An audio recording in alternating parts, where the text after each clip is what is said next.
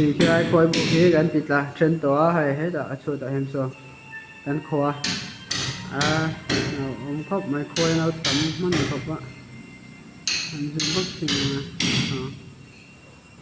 mà hiện này buổi kia để đâu nữa đó mấy anh xem á các khăn phải lục thấy khi có tạo vật đặt thế là không có nó hầm rồi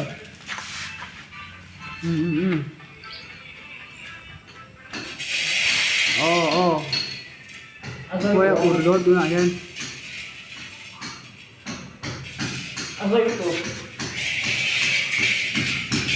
quay ủn đốt nhé đó cột thầu kìm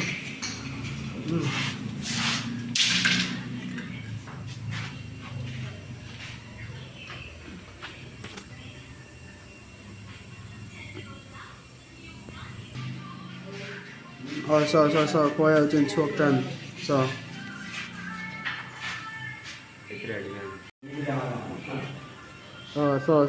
ăn chuột cái thâu rồi đó khối tụ cái việc ta bộ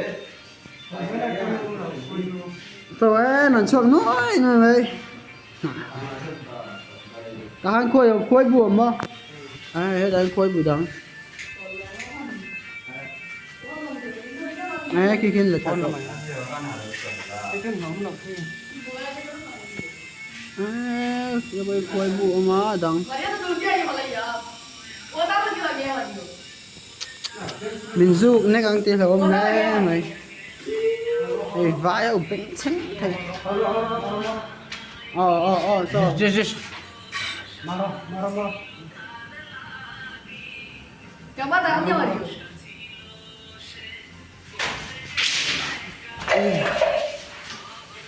ôi cậu mày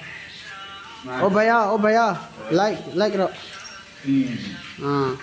ôi cậu mày baya chứ coi bu pop mày ạ lần có lần này thì thôi đâu trời ơi cậu mày vì cua em tặng ăn sao xưa mày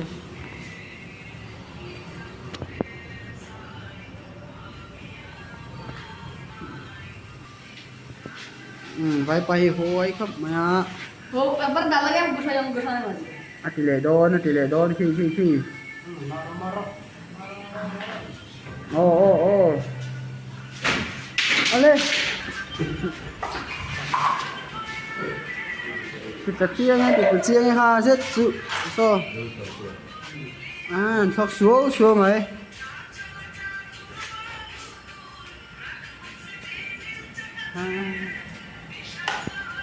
mà thôi nó lại tôi này xì ạ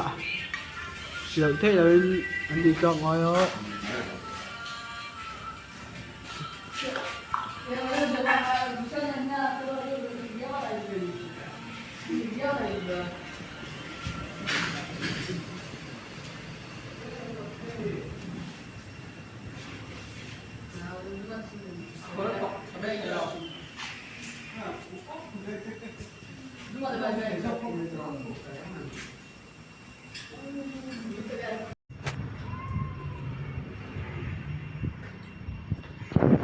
Có bắp ở đây nào? Chỉ đóng cầm không với một về tầm mình là chỉ đóng sao mình cái này không nóng gì rồi mình đã học rồi mình biết rồi mình thấy cái gì là được